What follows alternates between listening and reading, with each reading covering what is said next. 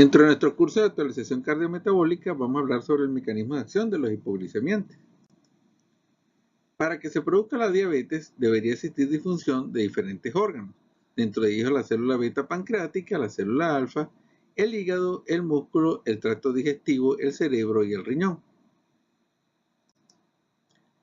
Para entender cómo actúan los medicamentos hipoglicemiantes, deberíamos evaluar cómo se metaboliza la glucosa tanto con la ingesta de alimentos como en la etapa del sueño. Cuando ingerimos alimentos se produce una hormona llamada GLP-1 que va a favorecer la producción de insulina por parte del páncreas. Esta producción de insulina entonces hace que la glucosa entre a nivel del músculo para ser metabolizada, para producir energía. Va a favorecer el depósito de nutrientes a nivel adipositario y va a bloquear la señal llamada gluconeogénesis, es decir, va a impedir que el hígado produzca glucosa. ¿Por qué es importante? Porque estamos ingiriendo alimentos con glucosa y si el hígado produce más glucosa, vamos a producir entonces una hipoglucemia. Por otra parte, cuando estamos en la etapa del sueño, no se produce GLP-1, no se estimula el páncreas para producir más insulina, no hay entrada de glucosa a nivel del músculo, no se depositan nutrientes a nivel adipositario y en la etapa del sueño se estimula la gluconeogénesis para producir un flujo constante de glucosa. ¿Por qué?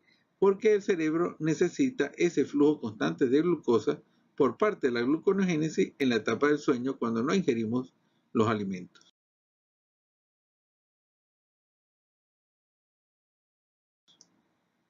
¿Cómo se produce la diabetes?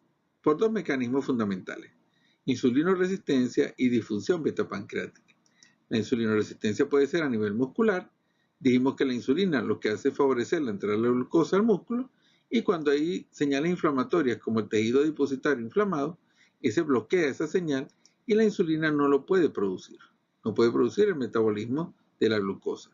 Por otra parte, hay también insulinoresistencia a nivel hepático. Dijimos que la función de la insulina era bloquear la gluconeogénesis y cuando hay insulinoresistencia a nivel hepático, entonces la insulina no puede bloquear dicha gluconeogénesis. Y el otro punto importante era la disfunción beta-pancreática, es decir, el agotamiento progresivo de las reservas de insulina del páncreas en el transcurso del tiempo. ¿Cómo actúan los medicamentos? Por ejemplo, en la parte de la disfunción adipositaria. Dijimos que la insulina favorecía la entrada de la glucosa al músculo y que un adipocito inflamado producía señales inflamatorias que entonces no permitían que la glucosa entrara al músculo.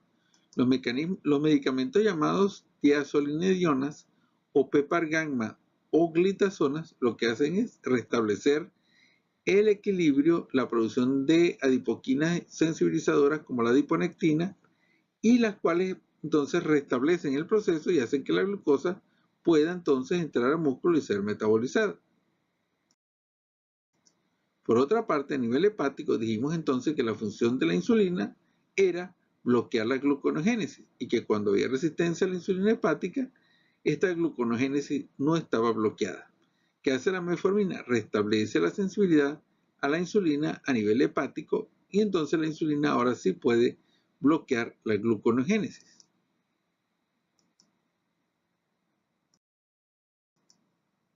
Cuando hablamos de disfunción beta-pancreática podemos actuar de dos formas. Con insulinización temprana, que lo que hace es no solamente restablecer el equilibrio metabólico, sino dar reposo al páncreas para mantener adecuadas las reservas pancreáticas. Por otra parte, podemos actuar con medicamentos llamados sulfonilureas, que son los secretagogos, y ellos lo que hacen es trabajar en base a una reserva de insulina ya preexistente. Y entonces lo que hacen es exprimir la reserva mientras el paciente pueda producir insulina.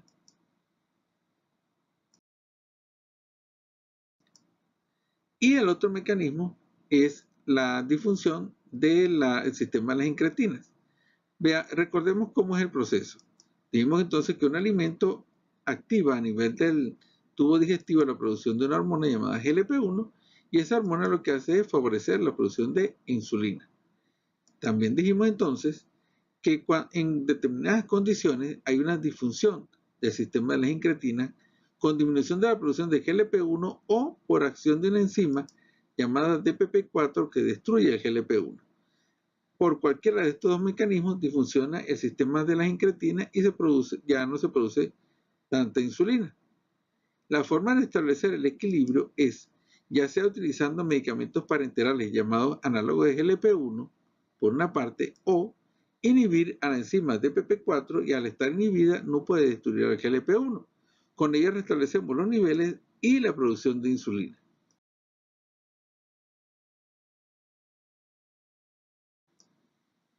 Y el último mecanismo, el mecanismo más reciente, es el mecanismo de un contraportador llamado SGLT2.